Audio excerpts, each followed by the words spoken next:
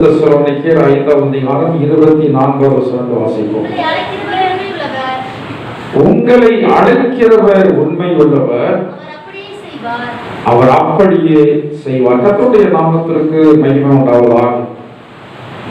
நம்முடைய ஆண்டவராகிய இயேசு கிறிஸ்துவுக்கு அநேக சுபாவங்கள் உண்டு. மனிதனுடைய சுபாவத்தை விட அவருடைய சுபாவம் மிக மேன்மையானது. எத்தனையோ தெய்வங்களை இந்த பூமியிலே மனிதர்கள் தேடிக்கொண்டு வருகிறார்கள். நம்முடைய ஆண்டவராகிய இயேசு கிறிஸ்துவை நாம் தேடுகிறோம். ஆண்டவராகிய இயேசு கிறிஸ்துவை நாம் தேடுவதற்கு காரணங்கள் உண்டு. காரணம் இல்லாமல் ஏதோ கண்ணுக்கு தெரியாமலாம் ஆண்டவராகிய இயேசு கிறிஸ்து நம்மால் வழிபடவில்லை. பக்தன் பவுல் சொல்வது போல, நான் விசுவாசித்திருக்கிற தேவன் எனக்கு இன்னார் என்பது தெரியும். தெரிந்து கர்த்தருடைய நாமத்தை நாம் தேடுவதுதான் மிகப்பெரிய ஆசீர்வாதம். இன்னைக்கு அநேக ஜனங்கள் இயேசுவை தேடுறாங்க.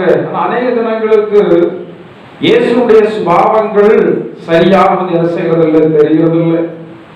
சிலருக்கு ஆணுடைய சுபாவங்கள் ஒன்று ரெண்டு காரியங்கள் தெரியும். அவர் பாவத்தை மன்னிக்கிறவர், அவர் வல்லமையுள்ளதான தேவன், சத்துரு மேல் விடுதலை கொடுக்கிறவர், இப்படி ஒரு சில காரியங்கள் தெரியும்.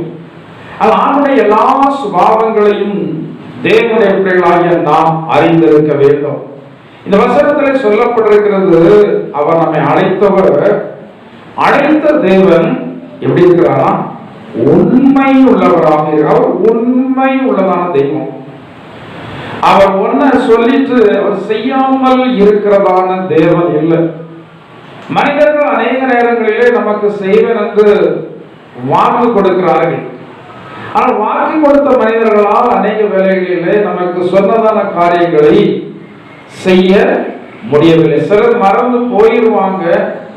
சிலரால் செய்யணும் நினைத்தாலும் அவர்களால் செய்ய முடியாது, உதவி செய்ய முடியாது.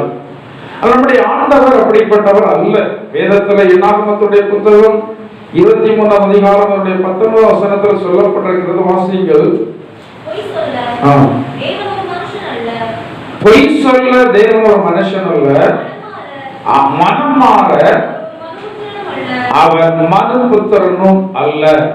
அவர் பொய் சொல்ல மனிதன் அல்ல, மனம் மாற மனுபுத்திரன் அல்ல. மனிதர்களெல்லாம் மாறி போகக்கூடியவர்கள். இன்றைக்கு நம்மிடத்துல வார்த்தையை சொல்கிறவர் நம்ம மீது அளவு கடந்த ஒரு அன்பை வச்சிருக்கிறாங்க. எனவே நமக்கு நல்ல வார்த்தைகளை வாக்கு பண்ணுகிறார்கள். அந்த நாளைய தினத்திலே சூழ்நிலைகள் மாறும்போது மனிதர்கள் எல்லாம் என்ன செய்கிறார்கள்? எல்லாரும் மாறி போய்விடுவார்கள். கணவன் மாறுவான், மனைவி மாறுவாள், பெற்றோர்கள் மாறுவாங்க, பிள்ளைகள் மாறுவாங்க, சிநேகிதர்கள் மாறுவாங்க, எல்லாருமே மாறக்கூடியவர்கள். எனவேதான் வேதத்தில் சொல்லப்பட்டிருக்கிறது, நாசியில் சுவாசம் உள்ள மனுஷனை நம்புவதற்கு அவன் ஏமாத்திரம்.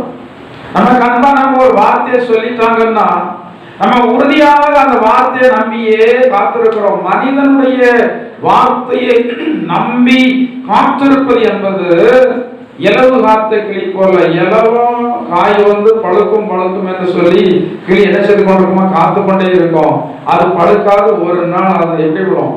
காய்ந்து விடும். இதே போல மனிதர்களாகிய நாம் அநேக நேரங்களிலே மனிதர்களை நம்புகிறோம். ஆனால் அவர்கள் மேல் வைக்கிறதா நம்பிக்கை எல்லாம் அது எப்படி போய்விடுகிறது? விருதாவாக போய்விடுகிறது. ஆனால் ஆண்டவர் அவர் உண்மையுள்ளதான தேவனாக இருக்க. எதில் அவர் உண்மையுள்ளவர்? அவர் வார்த்தையிலே உண்மையுள்ளவராக இருக்கிறார். சொன்ன வார்த்தையை அப்படியே செய்கிறார். வாசிகள் 1 ராஜாக்களுடைய புத்தகம் 8ஆம் அதிகாரம் 15ஆம் வசனத்தை வாசிப்போம். அவர் சொன்னது, இஸ்ரவேலின் தேவனாகிய கர்த்தருக்கு ஸ்தோத்திரம். அவர் என் தகப்பனாகிய தாவீதுக்கு தம்முடைய வாக்கினால் சொன்னதை தம்முடைய கரத்தினால் நிறைவேற்றினார்.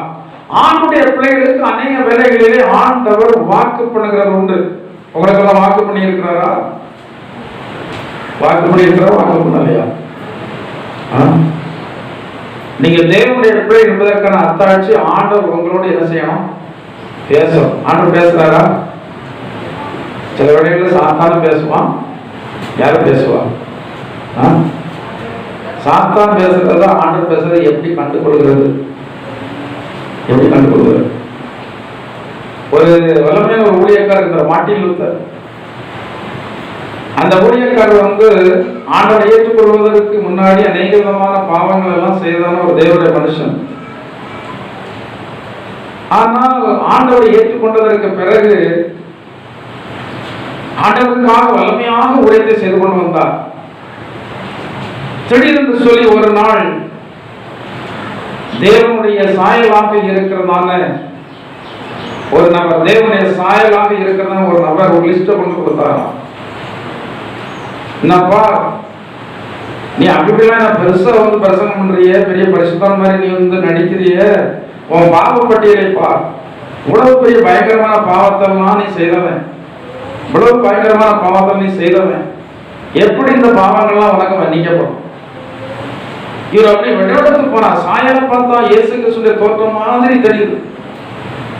என்ன இப்படி ஒரு தோற்றத்தில் தெரிகிறதான ஒரு நபர் நம்மிடத்துல இப்படி சொல்லுகிறாரே என்று சொல்லி இவங்க வேதனையோடு பார்த்து கொண்டே இருக்கிறார். ஏன்னா ஆண்டவருடைய வார்த்தை சொல்கிறது, இருதயத்தில் விசுவாசித்து நாவினால் அறிக்கை செய்தால் அந்த பாவங்கள் மன்னிக்கப்படுகிறது. இருதயத்தில் விசுவாசம் என்ன விசுவாசம்? என்னுடைய பாவத்திற்காக ஆண்டவராகிய இயேசு கிறிஸ்து சிலுவையிலே இரத்தம் சிந்தி மரித்து இன்றைக்கு எனக்காகவே உயிரோடு இருக்கிறார் என்றதான விசுவாசத்தை இருதயத்தில் வைத்து, இதனால் இவருடைய இந்த பாடு மரணத்தினால் என்னுடைய பாவங்கள் எல்லாம் மன்னிக்கப்படுகிறது என்று சொல்லி அவன் நாவினால் அறிக்கை செய்வன். ஆண்டவரே, இந்த பாவத்தை எல்லாம் நான் செய்திருக்கிறேன், உம்முடைய திருரத்தத்தினால் என்னை கழுவி சுத்திகரிங்க, எனக்காகவே நீங்க சிலுவையில மரித்திருக்கிறீங்க என்று சொல்லி அறிக்கை செய்தா அவனுடைய பாவங்கள் என்ன செய்யும்? மன்னிக்கப்படும். ஆனால் இந்த மார்ட்டின் லூத்தர் என்னுடைய பாவங்கள் எல்லாம் மன்னிக்கப்படுது என்று சொல்லி அவர் நம்பி விசுவாச சந்தோஷமாக ஊழியத்தை செய்து கொண்டிருக்கிறதான நேரத்துல தான் இப்படி ஒரு காரியம் அங்கு நடக்கிறது. ஒரு தரிசனம் அவருக்கு கிடைக்கிறது. அப்போது ஆண்டவர் இவரோடு பேசுறாராம். இவர் அப்படியே துக்கத்தோடு பார்த்து கொண்டிருக்கிறவர்கள் ஆண்டவர் பேசுறாராம்.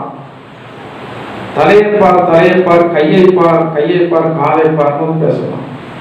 ஒரு சத்தம் துணிக்கிறது. கையைப்பார். இயேசு கிறிஸ்துவாக இருந்தால் கையில் என்ன இருக்கும்? கையில் என்ன இருக்கும்? போல் இருக்குமா? இங்கதான் இருக்கிறீங்க, எதை நினைக்கிறீங்க? சமயம் ஆயிட்டு என்ன பாடப்படுத்த போறோம்னு நினைக்கிறீங்களா? சொல்லலாம். இயேசு கிறிஸ்துவுக்கு உயிர் தந்ததற்கு பிறகு கையில் என்ன இருக்கும்? தோமாவிடத்துல சொன்னார், நீ வா, வந்து பார், என்னுடைய கையை பார், என்னுடைய விழாவை பார், ஈட்டினால் குத்தப்பட்டதான அந்த இடத்தை பார், அந்த இடத்துல நீ என்ன செய்து பார், கை போட்டு பார் என்று சொல்லி சொன்னார். தலையை பார், தலையை பார் என்றால் ஆண்டவராகிய இயேசு கிறிஸ்து அவர் இந்த பூமியிலே கர்த்தருடைய பிள்ளைகளை எல்லாம் அவர் சேர்த்து கொண்டு போனதற்கு பிறகுதான் அவர் ராஜாவாக என்ன செய்ய போகிறார்? முடிசூட்டப்பட போகிறார். ஆனால் இங்கே பார்க்கும்போது இது எந்த ஒரு தோற்றமே இல்லை. அப்ப ஆண்டவர் பேசினாரா, இது நான் அல்ல, வஞ்சகர் சாத்தான் ஒரு காரியத்தை செய்கிறான் என்று சொல்லி. அப்போது இவர் சொன்னார், அப்பாலே போ சாத்தானே என்று சொல்லி சொன்ன உடனே அந்த தோற்றம் என்ன செய்து விட்டது? மறைந்து விட்டது. அநேக வேளைகளிலே சாத்தான் நம்மோடு பேசுகிறான். அநேக வேளைகளிலே ஆண்டவர் நம்மோடு கூட என்ன செய்கிறார்? பேசுகிறார். ஆண்டவர் பேசினா சமாதானமாக இருக்கும், சாத்தான் பேசினா என்ன இருக்காது. இது முதல் அடையாளம். ஆண்டவர் ஆண்டுடைய பிள்ளைகளோட பேசினா சமாதானமாக இருக்கும், சாத்தான் பேசினா இருதயத்துல என்னவே இருக்காது, சமாதானமே இருக்காது. நம்மோடு பேசுகிறதான ஆண்டவருடைய சத்தத்தை நாம் நன்றாக அறிந்திருக்க வேண்டும். ஒன்னாவது ஏதாவது வருடத்துல மாதத்துல முதல் நாள் நம்ம புது ஆராதனைகளை எடுக்கிறதான வாக்கு தத்தத்தை நம்பி அநேகர் இருப்போம், காத்துட்டே இருப்போம். சரி, வாக்கு தத்துவ வசனத்தை எடுத்து காத்துட்டு இருக்க நல்லதுதான், சரிதான். ஆனா வாக்கு தத்துவம் நிறைவேற வேண்டுமானால் நாம் அந்த வாக்கு தத்துவ நிறைவேறுவதற்கு ஏற்றபடி நடக்க வேண்டும். அங்க தாவீதுடைய சரித்திரத்துல சொல்லப்பட்டிருக்கிறது, ஆண்டவர் தமது வாக்கினால் தாவீதுக்கு சொன்னதை அவருடைய கரத்தினால் என்ன செய்தார்? நிறைவேற்றினார். ஆண்டவர் உங்களுக்கு சொல்லி இருந்தால் கட்டாயம் அதை நிறைவேற்றுவார். இந்த தாவீதுக்கு ஆண்டவர் சொன்ன வார்த்தைகளை நிறைவேற்றுவதற்கான காரணம் என்ன? நாம சில வேளை நினைப்போம், ஆண்டவர் சொன்னதுதான் அவர் மாற்ற மாட்டார் என்று சொல்லி நாம வந்து நினைக்கலாம். ஆண்டவர் இந்த இஸ்ரவேல் ஜனங்களை எகிப்தில இருந்து கொண்டு வரும்போது அனைத்து ஜனங்களுக்கு வாக்கு பண்ணினார், நான் உங்களுக்கு பாலும் தேனும் ஓடுகிறதான கானான் தேசத்தை, இந்த வாக்குத்தை தான் அனைத்து ஜனங்களுக்கு ஆண்டவர் கொடுத்தார். ஒரு நபருக்கு அல்ல, 2 நபருக்கு அல்ல. ஆனால் இந்த வாக்கு தத்தத்தை பெற்றதான ஜனங்களில பெரும்பாலான ஜனங்கள் அந்த வாக்கு தத்தத்தை இழந்து போனார்கள். இன்றைக்கும் கிறிஸ்தவ ஜனங்கள், ஆண்டவர் எனக்கு வாக்கு கொடுத்து விட்டார், ஆண்டவரை ஆசீர்வதிப்பேன் சொல்லி சொல்லிவிட்டார், இந்த ஊழியக்காரர்கள் மூலமாக சொல்லிவிட்டார், இல்லைன்னா நான் 1ஆம் தேதி வாக்குத்தத்த அட்டை எடுத்ததன் மூலமாக சொல்லிவிட்டார் என்று சொல்லி தங்களுடைய அக்கிரமத்திலையும் பாவத்திலையும் நீடித்திருக்கிறதான ஜனங்கள் அநேக பேர் இருக்கிறார்கள். இந்த தாவீதுடைய வாழ்க்கையில் சொன்னதை ஆண்டவர் நிறைவேற்றுவதற்கான காரணம் என்ன? நீங்க ஒரு வசனம் வாசிப்பீர்கள் அறிந்து கொள்ளலாம். அப்போஸ்தலர் நடவடிக்கைகள் 13ஆம் அதிகாரம் 22ஆம் வசனத்தை வாசியுங்கள். அப்போஸ்தலர் நடவடிக்கைகள் 13:22 வாசியுங்கள்.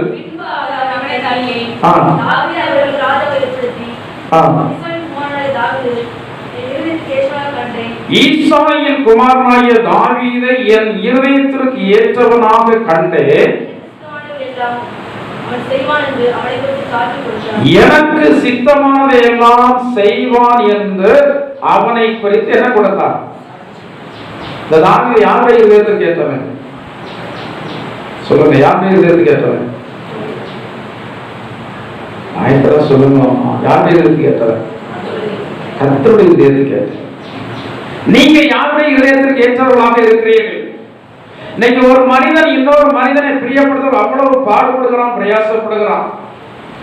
எப்போதுமே ஒரு தேவனுடைய பிள்ளை முதலாவது ஆண்டவரை வந்து பிரியப்படுத்த வேண்டும், இரண்டாவது தான் மற்ற காரியங்கள். இதை குறித்து வேதத்தில் சொல்லப்பட்டிருக்கிறது, என்னை விட ஒருவன் தாயாவது தகப்பனையாவது மகனையாவது மகளையாவது அவன் நேசித்தால் அவன் பரலோக ராஜ்யத்திற்கு தகுதி உள்ளவன் அல்ல. நீங்கள் யாரை நேசிக்கிறீங்க? யாருடைய இருதயத்திற்கு ஏற்றவர்களாக வந்து இருக்கிறீங்க? இந்த உலகத்துல இருக்கிற வரைக்கும் நம்ம சிலரை பிரியப்படுத்தி தான் ஆக வேண்டும். கணவன் மனைவியை பிரியப்படுத்த வேண்டும், மனைவி கணவனை பிரியப்படுத்த வேண்டும், பிள்ளைகள் பெற்றோரை பிரியப்படுத்த, பெற்றோர்கள் பிள்ளைகளை பிரியப்படுத்த வேண்டும் தான். ஆனால் முதலாவது நாம் யாரை பிரியப்படுத்த வேண்டும்? தேவனை பிரியப்படுத்த வேண்டும். இன்னைக்கு அநேக ஜனங்கள் தேவனை பிரியப்படுத்த தவறி பிள்ளைகளை பிரியப்படுத்துகிறபடினா பிள்ளைகளுடைய வாழ்க்கையில தேவையற்ற பிரச்சனைகள், பிள்ளைகளுடைய வாழ்க்கையில தேவையில்லாத நிறைய துன்பங்கள், வேதனை, கண்ணீரெல்லாம் நிறைந்து விடுகிறது. ஒரு மனிதன் தேவனுடைய பிள்ளையாக இருந்தால் முதலாவது அவன் தேவனுடைய இருதயத்திற்கு ஏற்றவனாக இருக்க வேண்டும். அடுத்தபடியாக சொல்லப்பட்டிருக்கிறது, அவன் எனக்கு சித்தமானதை எல்லாம், சித்தமானது என்றால் என்ன? எனக்கு விருப்பமானதை யார் செய்வான்? தாவீது. எனவேதான் தாவீதுக்கு சொன்ன ஒரு வார்த்தையை கூட அவர் தவறி போக விடவில்லை. எல்லா வார்த்தையும் நிறைவேற்றினார். தாவீதுக்கு சொன்னார், ஒரு நிமித்தம் என்னால் ஒரு விளக்கு இருக்கும் என்று சொல்லி சொன்னார். இஸ்ரவேல் ஜனங்களும் அவனுக்கு பின்வந்த ராஜாக்களும் தேவனுக்கு பிரியமில்லாத அனைவிதமான காரியங்களை செய்த போதிலும் இந்த தாவீது நிமித்தம் ஒரு ராஜாவாய் ஆண்டவர் நிலையாக வைத்திருந்தார். மட்டுமல்லாமல் ஆண்டவர் சொன்னார், உனக்கு ஒரு குமாரன் பிறப்பான், அவன் சமாதான புருஷனாக இருப்பான், அவன் காலத்தில் அவனை வைத்து என்னுடைய ஆலயத்தை கட்டுவேன் என்று சொல்லி சொன்னார். இதையெல்லாம் பார்க்கும்போது தாவீது சொல்கிறான், தூரமாய் இருக்கிறதான காலங்களுடைய காரியத்தை நீங்க எனக்கு என்ன செய்தீங்களே சொன்னீங்க. வாசிங்க 2 சாமுவேல் 7ஆம் அதிகாரத்துல 11ஆம் வசனத்தை வாசிங்க. உன்னுடைய எல்லா சத்துருக்களுக்கும் உன்னை நீங்களாக்கி இளைப்பாறும் பண்ணினேன். இப்போதும் கர்த்தர் உனக்கு வீட்டை உண்டு பண்ணுவார். இப்போது கர்த்தர் உனக்கு வீட்டை உண்டு பண்ணுவார் என்பதை கர்த்தர் உனக்கு அறிவிக்கிறார். உன் நாட்கள் நிறைவேறி நீ உன் பிதாக்களோட நித்திரை பண்ணும்போது நான் உனக்கு பின் உன் கர்ப்ப பிறப்பாகிய உன் சந்ததியை எழும்ப பண்ணி உன் ராஜ்யத்தை நிலைப்படுத்துவேன். அவன் என் நாமத்திற்கென்று கர்த்தராகிய ஆண்டவரே இது இன்னும் உம்முடைய பார்வைக்கு கொஞ்சம் காரியமாய் இருக்கிறது. கர்த்தராகிய ஆண்டவராகிய தேவரே உம்முடைய அடியானுடைய வீட்டை குறித்து கர்த்தராகிய ஆண்டவராய் இருக்கிற தேவரே உம்முடைய அடியானுடைய வீட்டை குறித்து வெகு தூரமாய் இருக்கும் காலத்து செய்தியை மனுஷர் முறைமையாய் சொல்லி ஆண்டவர் சொன்ன வார்த்தை அது மிகப்பெரிய வார்த்தையாக இருந்தால் ஆண்டவர் அந்த வார்த்தையை நிறைவேற்றுவார். நம்மால் முடியாத காரியமாக இருக்கலாம். இன்னைக்கெல்லாம் பெரிய பெரிய ஊழியம் செய்கிறதான ஜனங்கள் எல்லாருமே பெரிய ஊழியம் செய்கிற ஊழியக்காரர்கள் எல்லாம் சிறு வயதில் அற்பமாக எண்ணப்பட்டவர்கள் தான். ஆனால் அவர்களை அற்பமாக எண்ணப்பட்டிருக்கிறதான அந்த நிலையில இருந்து ஆண்டவர் அவர்களை அழைத்து அவருக்கு என்று சொல்லி தெரிந்தெடுத்தார். தேவனுடைய பிள்ளைகளை ஆண்டவர் அழைக்கும் போது சும்மாதான் அழைக்கிறது இல்லை, அவர் வாக்கு பண்ணி தான் அழைக்கிறார். ஆபிரகாமுடைய வாழ்க்கையை குறித்து பார்க்கும்போது ஆபிரகாமை ஆண்டவர் அழைத்தார். ஆண்டவர் அவனை அழைக்கும் போது அவன் ஆண்டவருடைய வார்த்தையை நம்பி அவன் கீழ்ப்படிந்தான் என்று சொல்லி சொல்லப்பட்டிருக்கிறது. அழைக்கிறவர் ஆண்டவர் என்று அவன் நன்றாக என்ன செய்திருந்தான், அறிந்திருந்தான். இன்னைக்கு அநேக ஜனங்களுக்கு அழைக்கும் போது ஆண்டவர் அழைக்கும் போது தைரியமாக அழைப்பு கீழ்ப்படிந்துருவாங்க. ஆனா போக போக ஆண்டவர் நடத்துகிறதான வழிகள் கொஞ்சம் எப்படி இருக்கும், கஷ்டமா இருக்கும். எதுக்கு ஆண்டவர் கஷ்டத்தின் வழியில நடத்துகிறார்? ஆனா பொதுவாக மனிதர் நினைக்கிறது கஷ்டமே அப்படிதானே. நிறைய பேர் சொல்லுவாங்க கஷ்டம் இல்லாம வாழணும்னு சொல்லி தானே பாஸ்ட் எங்க வந்திருக்கேன், அங்க இருந்தா எனக்கு ரொம்ப கஷ்டமா இருக்கு, எனவே தானே நான் கிறிஸ்தவ மார்க்கத்தில் வந்திருக்கேன், இங்கேயும் நீங்க கஷ்டம் இருக்கிறதுனா சொல்றீங்க. நீதிமான்கள் துன்பங்கள் ஆண்டவர் என்ன செய்ய மாட்டார். பழைய ஏற்பாட்டு சரித்திரத்தை நீங்க பாருங்க. ஆண்ட தெரிந்து கொண்டதான ஜனங்களுக்கு வந்ததான பிரச்சனைகள் எல்லாம் பாருங்க. இதை தாவீது அவன் ஆடு மேய்ச்சிட்டு இருக்கும் போதுதான் ஆண்டவர் அவனை அழைத்து வெளியே கொண்டு வந்தார். ராஜாவை அபிஷேகம் பண்ணினார். குறிப்பிட்ட நாள் வரைக்கும் அது நிறைவேறும்படியாக காத்திருந்தான். ஆனால் ஆண்டவர் படிப்படியாக அவனுடைய வாழ்க்கையை என்ன செய்தார், படிப்படியாக உயர்த்தினார். உயர்வு வர வர இந்த உயர்வில் இருந்து தள்ளும்படியாக அநேக பிரச்சனைகள் வந்து கொண்டே தான் இருக்கும். நீங்க வாழ்க்கையில மிக மேன்மையாக இருக்கிறதான மனுஷர்கள் எல்லாம் நீங்க பேட்டி கண்டீர்கள் என்றால் அவள் எல்லாரும் சொல்லுவாங்க பல்வேறு விதமான கஷ்டங்களை தாண்டி தான் இந்த நிலையில நான் வந்திருக்கேன்னு சொல்லி. ஆனா இன்னைக்கு இந்த கஷ்டங்களை அனுபவிப்பதற்கு மனுஷருக்கு விருப்பம் இல்லாதபடினால இந்த ஆண்டவருடைய ஆசீர்வாதங்களை பரிபூர்ணமாக பெற்றுக்கொள்ள முடியவில்லை. நீதிமானாகிய யோபை குறித்து பார்க்கிறோம். இந்த யோபனுடைய வாழ்க்கை அவனுக்கு எப்படிதான் இருந்தது, கொஞ்சம் எப்படிதான் இருந்தது, கஷ்டமா தான் இருந்தது. அந்த கஷ்டம் வேதத்துல சொல்லப்பட்டிருக்கிறது. எத்தனை நாள் கஷ்டமா, எத்தனை நாள்?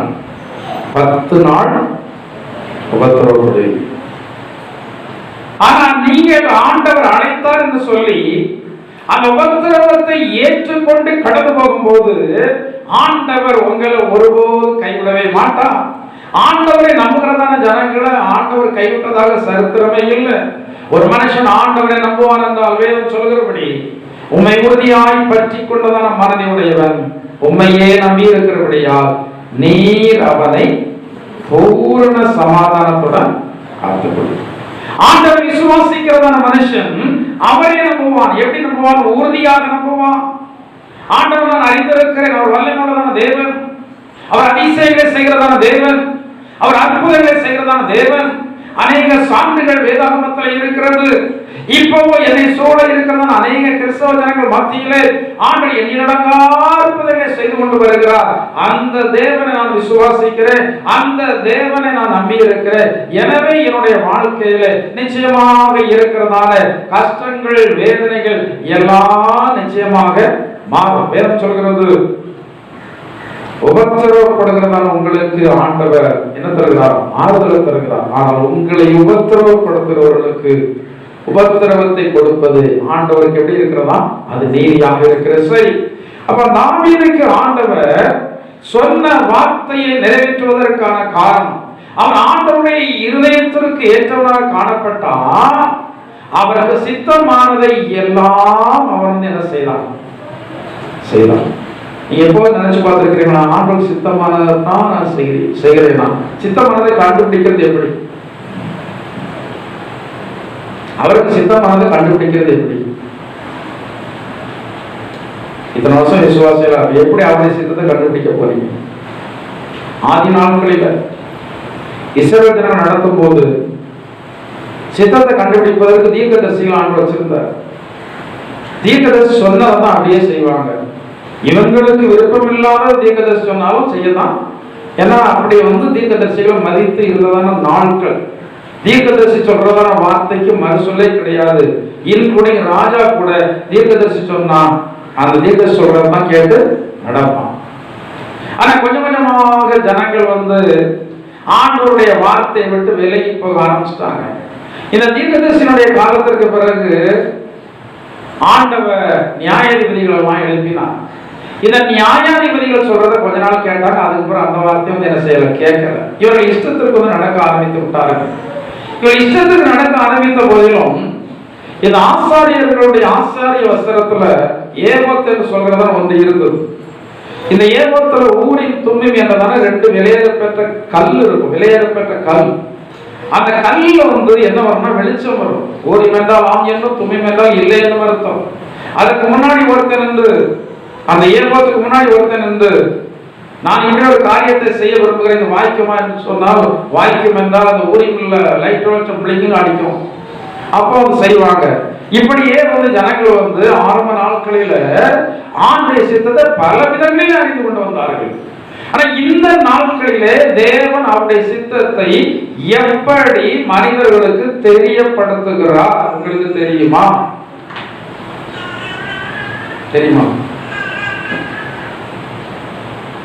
அப்போஸ்தலனாகிய பவுல் சவுலாய் இருக்கும்போது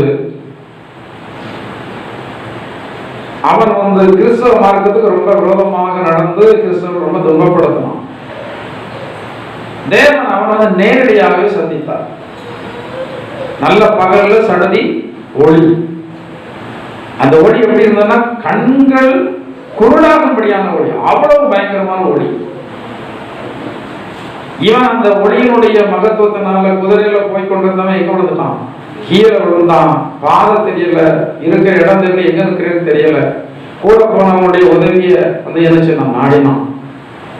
அப்ப அந்த நேரத்துல சொல்றான், தேவரி நான் என்ன செய்ய சித்தமாயிரு, என்ன செய்ய சித்தமாயிருக்கு. தேவனுடைய சித்தம் என்பது தேவனுடைய ரொம்ப முக்கியம். நான் படுகிறதான அநேக கஷ்டங்கள், அநேக நஷ்டங்கள் எல்லாம் நாம் தேவனுடைய சித்தத்தை மீறி நடந்தபடினால் வந்ததுதான். இந்த தேவனுடைய சித்தத்தை மீறி நடந்தபடினால் நம்முடைய வாழ்க்கையில் வந்ததான வேதனையாக வைத்துக் கொண்டு நாம் ஆண்டவரிடத்துல முறையிட்டுக் கொண்டிருக்கிறோம். எப்படி முறையிட்டுக் கொண்டிருக்கிறோம்? ஆண்டவரை எனக்கு ஏன் இப்படி செய்தீங்க? ஆனா கர்த்தருடைய சத்தம் உங்களுக்கு கேட்கும் என்றால் ஆண்டவர் சொல்வார், இந்த காரியத்தை நான் செய்ய சொல்லவில்லை, நீயாக செய்தாய். வருங்காலத்தில் அது எப்படி முடியும் என்பது உனக்கு தெரியாது. நீயாக செய்தால் இதன் மூலமாக நிறைய கஷ்டங்கள் வருகிறது. இதை நீதான் என்ன செய்ய வேண்டும், அனுபவிக்க வேண்டும். இந்த பவுல்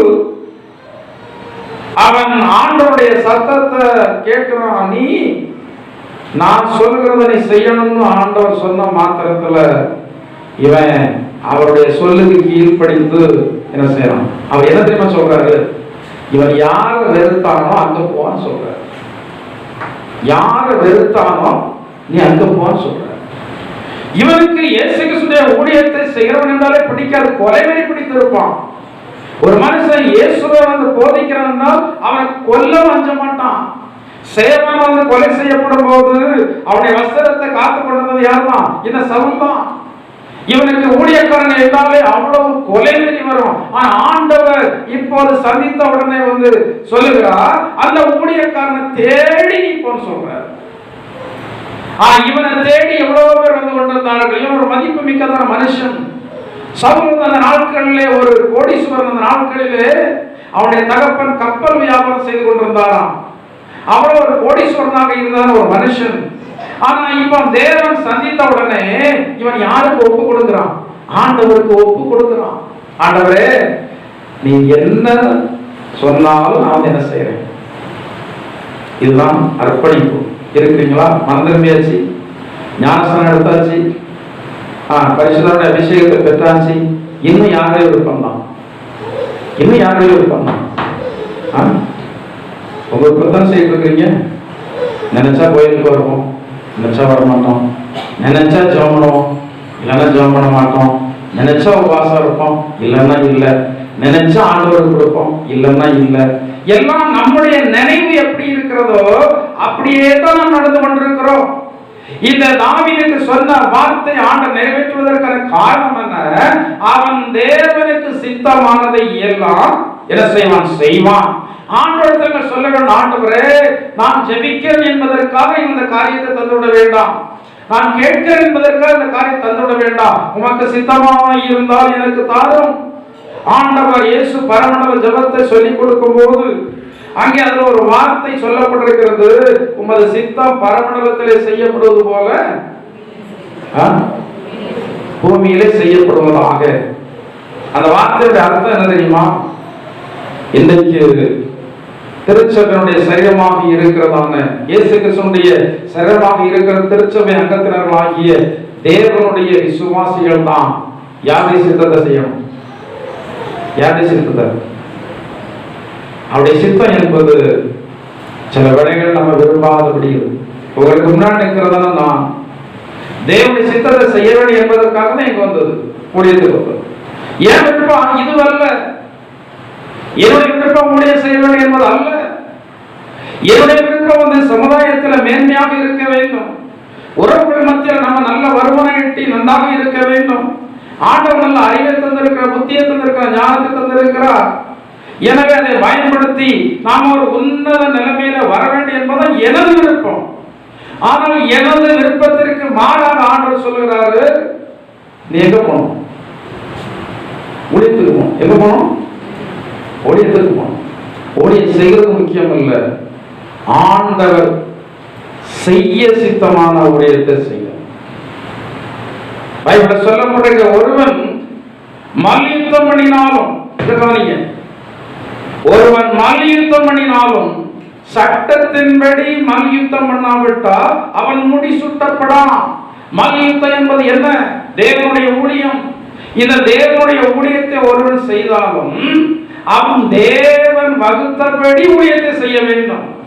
எப்படியும் ஊழியத்தை செய்யலாம் என்று சொல்லி யோனா நினைத்திருந்தார்.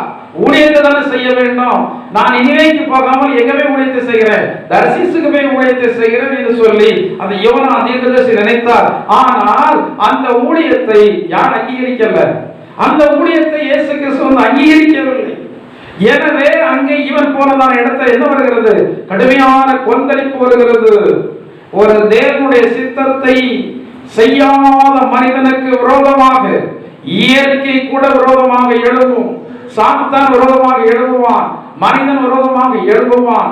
அதே வேளையில் தேவனுடைய சித்தத்தை செய்தாலும் சில பிரச்சனைகள் வரும். ஆனால் தேவனுடைய சித்தத்தை செய்கிறதான ஒரு தேவனுடைய பிள்ளைக்கு விரோதமாக அநேக விதமான காரியங்கள் வந்தால் அவைகளை எல்லாம் யார் பார்த்துக் கொள்வார்?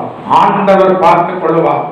தேவனுடைய சித்தம் இல்லாமல் நாம செய்கிறதான காரியங்கள் எல்லாம் நமக்கு போக போக அதிகமான பாரத்தை கொடுக்கும், அதிகமான கஷ்டத்தை கொடுக்கும். எதற்காக? ஆண்டவர் அறியாத ஜனங்கள் கூட ஜாதகம் பார்க்கிறாங்க, ஜோசியம் பார்க்கிறாங்க, குறி கேட்கிறாங்க. இருக்கு ஏன்? அவங்க தோன்றதை செய்ய வேண்டியதானே. அவங்களுக்கு தெரியாது. ஒரு வியாபாரம் பண்ண அந்த வியாபாரம் நல்லா இருக்குமா தெரியாது, தொழில் பண்ணா தொழில் நல்லா இருக்குமா தெரியாது, பிள்ளைக்கு திருமணம் இப்படி பண்ணா நல்லா இருக்குமா தெரியாது. எனவே நிறைய கேட்க போறாங்க. அந்தந்த அவருடைய நம்பிக்கையின்படி அவர்கள் அந்தந்த இடத்துல போய் என்ன செய்யறாங்க. ஆனா யாரையுமே கேட்காம நடக்கிறதா நம்ம இருக்கும். யார் மட்டும்தான், யார் மட்டும்தான் இவங்க தோற்றத்தை செய்யலாம். ஆனா தோல்விகளை நம்ம செய்தோம்னா அதனால் வருகிற கஷ்டங்களை நாம் தான் ஏற்றெடுக்க வேண்டும். எனக்கு ஒரு பிடித்த ஒரு வசனம் உண்டு நீதிமொழிகள்ல, அதாவது ஒரு 19ஆம் அதிகாரம் சொல்ல நினைக்கிறேன், அதனுடைய 2ஆம் வசனத்தை வாசித்து பாருங்க.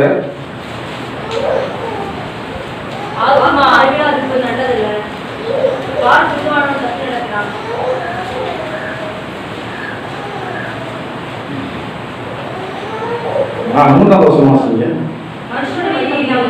மனுஷனுடைய மதீனம் அவன் வழியை தாறுமாறாக்கும், என்றாலும்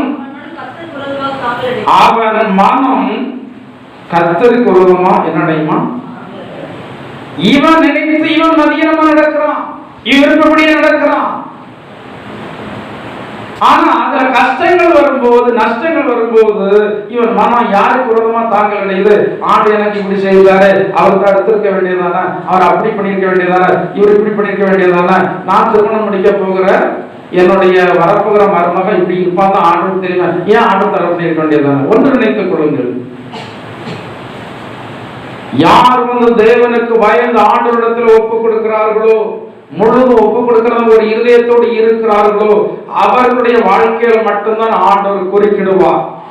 மற்றவர்கள் நீங்கள் இருதயத்தில் ஒன்றை வைத்துக் கொண்டு இந்த காரியத்தை ஆண்டவர் செய்ய வேண்டும் என்று சொல்லி நீங்கள் ஜெபித்துக் கொண்டு நீங்கள் ஆண்டவரிடத்தில் போய் கேட்டா உங்களுக்கு சரியான உத்தரவு கிடைக்கவே கிடைக்காது.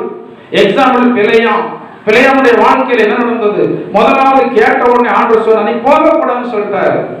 அதுக்கப்புறம் ஆண்டவர்கிட்ட என்ன ஜெபம்? இவனுக்கு முதலாவது போகக்கூடாதுன்னு சொல்லிவிட்டார்.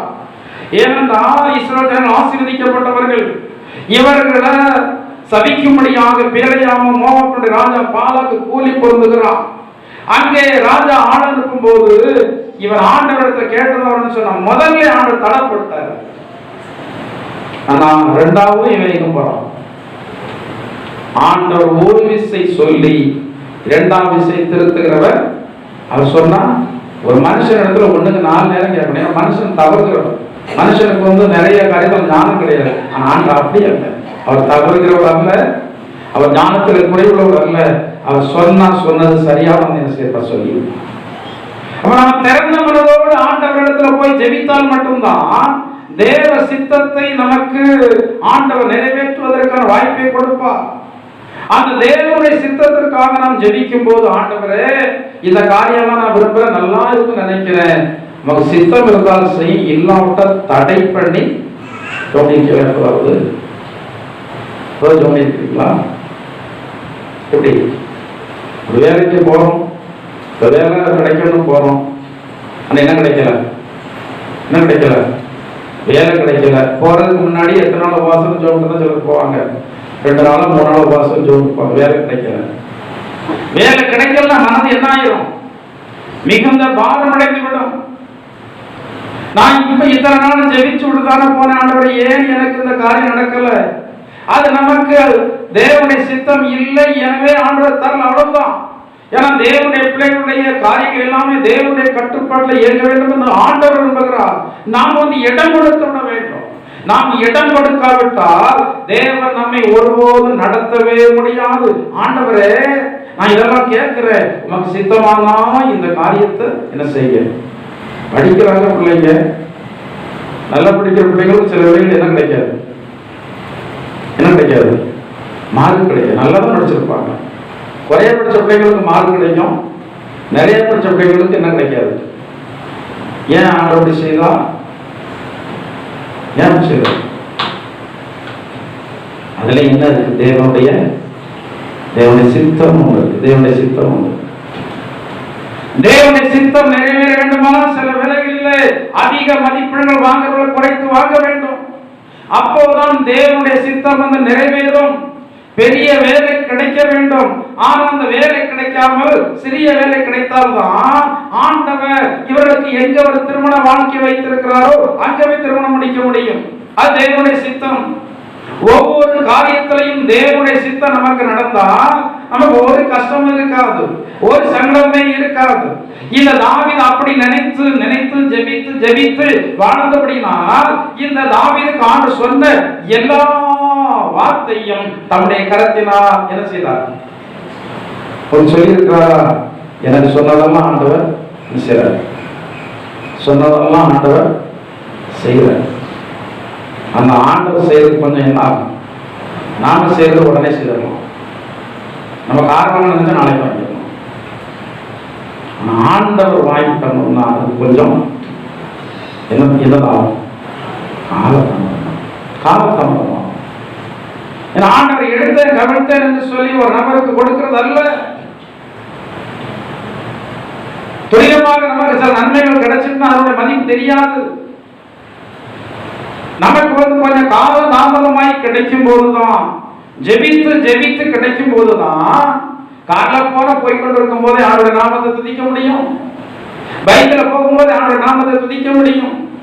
நான் அந்த ஏர்வாடிக்கு பைக்கில் போயிட்டு இருக்கும்போது நான் நினைப்பேன், ஆண்டவரை இப்படி ஒரு பைக்கில் போவதற்கு உதவி செய்திருக்கிறீங்களே, உனக்கு சோத்திரம். ஏன்னா அந்த காலத்துல சைக்கிள்ல பாடுபட்டு ஊழியம் செய்து எனக்கு தெரியும். அநேக நாள் அங்க ஏர்வழியில ஊழியத்தை முடிச்சுட்டு வரும்போது எதிர்காலத்துல என்னால மிதிக்க சைக்கிள் ஓட்ட முடியாது. இறங்கி நடந்து வந்திருக்கிறேன். என்னுடைய மனைவி இருப்பா, என்னால் அதாவது ஒரு ஸ்டெப்பு கூட சைக்கிள் நகராது, அவ்வளவு காத்து, எதிர்காத்து. அந்த இடத்துல போன உடனே நினைப்பு வந்துருது, ஆண்டவர் இப்படி ஒரு வாகனத்துல போவதற்கு உதவி. ஆண்டவரே, வாகனத்தை தந்தது மட்டுமல்ல, அந்த வாகனத்துக்கு பெட்ரோல் போடுறதுக்கு பணம் தந்திருக்கிறார் அல்லவா, அது மட்டுமல்ல, அந்த வாகனத்தை ஓட்ட நல்ல கால்கை தந்திருக்கிறார் அல்லவா.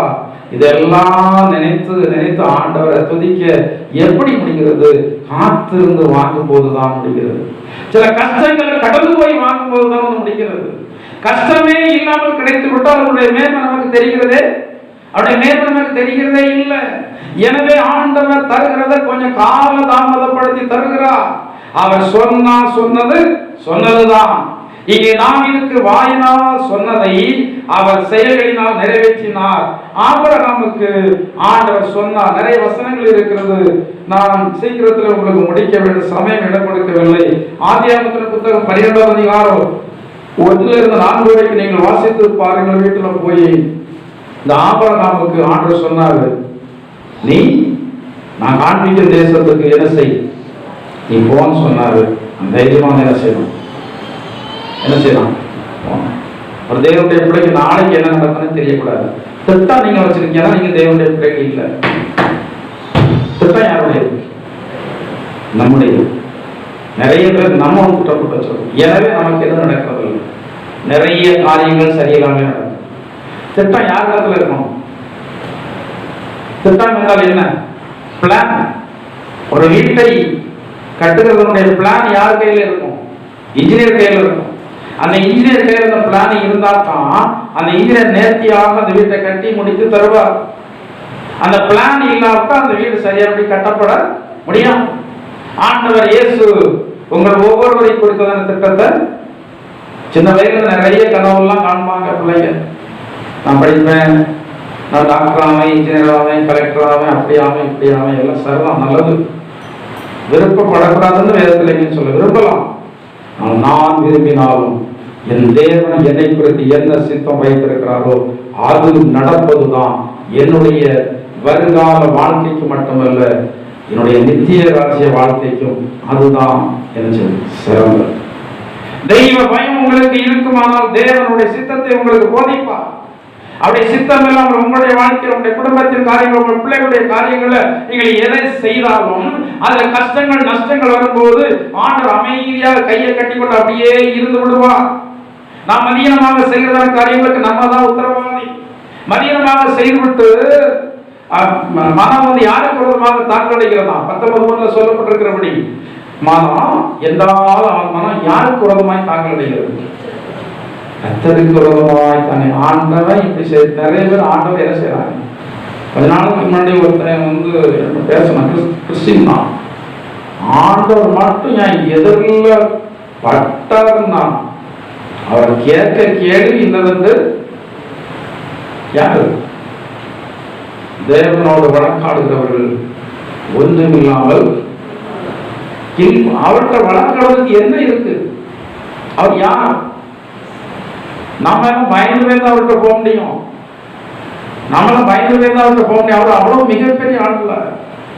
அகில உலகத்தையும் படைத்து ஆளுகை செய்து வருகிறதான ஆண்டவரிடத்துல ஒரு வார்த்தை அப்ஜெக்ஷன் தெரிவிப்பதற்கு நமக்கு ரைட்ஸ் கிடையாது. அவன் தருகிறதை ஏற்றுக்கிட வேண்டியதுதான். இரக்கத்திற்காக மன்றாடலாம். ஆண்டவரே, இப்படி ஒரு சூழல் இருக்கு ஆண்டவரே, தாங்க முடியல, சகிக்க முடியல, எனக்கு நன்மை செய்ய, இரக்கத்திற்காக வந்து மன்றாடலாம். ஆனா அவரிடத்துல சண்டையிட நம்மால் முடியாது. நம்மால் என்ன செய்ய முடியாது. பெரிய ஒரு குத்துச்சண்டை வீரன் இருந்தான், பெரிய குத்துச்சண்டை வீரன். அவன் எப்போதும் சொல்லுவானா, ஆண்டவர் விரோதமாக பேசுவான். ஆண்டவர் ஒருவனுக்கு கிடையவே கிடையாது, நான் எவ்வளவு பெரிய பலசாலி, ஆண்டவன் ஒருத்தன் இருந்தா அவன் என்கிட்ட வந்து என்ன படக்கும், சண்டை போடுறதும் என்ன செய்வான், அடிக்கடி சொல்லுவான். ஒரு நாள் இவன் மேடையில சண்டை போட்டு கொண்டிருக்கிறத வேலையில எங்கிருந்து வந்ததோ தெரியாது, ஒரு பெரிய மிகப்பெரியதான் ஒரு கடந்தவன் வந்ததான். அவன் சண்டைக்கு கொண்டு இருக்கும் போதே இவனுடைய மண்டைகள் தமார்னு அடிச்சு விட்டு ஒட்டுனது. அவன் அந்த வண்டுக்கு பதில் சொல்ல முடியல, அதிலேயே சுருண்டு வந்து என்ன செய்யலாம். சரி, ஆனந்தவன் ஒருவர் இருக்கிறார், நமக்கு தெரியும், சிலருக்கு தெரிகிறது இல்லை, இயல்பா நடக்குதுன்னு சொல்றாங்க. இல்ல, நம் எல்லாருடைய வாழ்க்கையிலும் ஆண்டு வகுத்த காரியங்கள் தான் நடக்கும். ஆண்டு வகுத்த காரியங்கள் சில வேளைகளை யார் தடை பண்றான், சாத்தான் தடை பண்றான், சில மனுஷர்கள் தடை பண்றாங்க. எல்லாவற்றையும் பகர்த்தெறிந்து உடைத்தெறிந்து ஆண்டவர் நமக்கு என்ன தருவார், வெற்றியை தருவார். நிறைய காரியங்களை சொல்ல ஆசைப்படுறேன் என்றாலும் நான் முடிக்கலாம் என்று சொல்லி விரும்புகிறேன். நாம் எல்லாரும் முழங்கால் படிட்டு நாம் ஜெபம் செய்வோம். சொல்லப்பட்டவன் வார்த்தையின்படி உங்களை அழைத்ததான தேவன் அவர் உண்மை உள்ளவராக இருக்கிறார். அவர் வார்த்தையில் உண்மை உள்ளவர், அவர் செயலிலே உண்மை உள்ளவர், நம்மை நடத்துவதிலே உண்மை உள்ளவர். வேதத்தில் எத்தனையோ சான்றுகள் இருக்கிறது. நீங்களே இந்த ஆண்டவருக்கு உங்களை ஒப்பு கொடுப்பீர்கள் என்றால் ஆண்டவர் உங்களை நடத்துவார், மேன்மைப்படுத்துவார். இந்த ஆண்டவர் இயேசு உங்களை மிக அதிகமாக நேசிக்கிறார். அவர் சர்வ வல்லமை கொண்டதான தேவன். எப்போது உங்களுடைய இருதயத்தில் ஒரு எண்ணம் ஏற்படும், என்னை அழைத்த தேவன் அவர் உண்மை உள்ளவர், அவர் அப்படியே செய்வார். எனக்கு என்று சொன்ன எல்லா வார்த்தைகளின் படிதான் எனக்கு செய்வார். எந்த எதிர் செயல்கள் வந்தாலும், எந்த பொல்லாதாவிகள் செயல்பட்டாலும், எந்த பலமுள்ளதான மனிதர்கள் செயல்பட்டாலும் எல்லாவற்றையும் உடைத்தெறிந்து எல்லாவற்றையும் தகர்த்தெறிந்து ஆண்டவர் அவர் சொன்ன வார்த்தையினுடைய உண்மையின்படியே எனக்கு செய்வார் என்று சொல்லி நீங்கள் அறிக்கை செய்யுங்கள். சீக்கிரத்தில் கர்த்தருடைய வாழ்க்கையிலே மேன்மையை தருவாராக. தாவீதுக்கு சொன்னதை நிறைவேற்றினார், ஆபிரகாமுக்கு சொன்னபடி ஆண்டவர் செய்தார்.